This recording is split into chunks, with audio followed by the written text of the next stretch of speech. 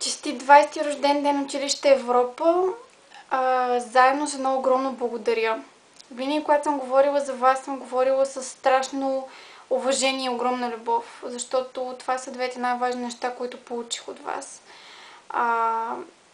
Наред с знанията, разбира се, наред с опита и наред с онзи ужасно широко отворен поглед към света, благодарение на който аз успях за себе си да отворя всички врати, пред които се изправих и които поисках.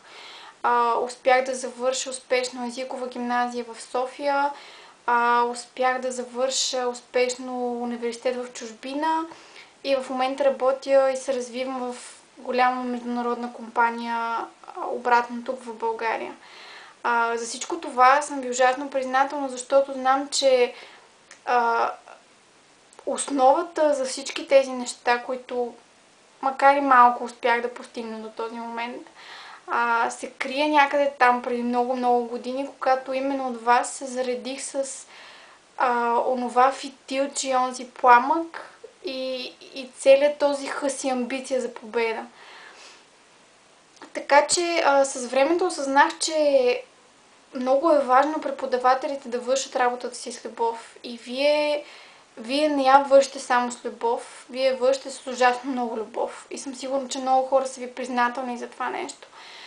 Така че от мое име и от името на всички мои съученици, които в момента са пръснати из цяла Европа и целия свят, огромно благодаря отново.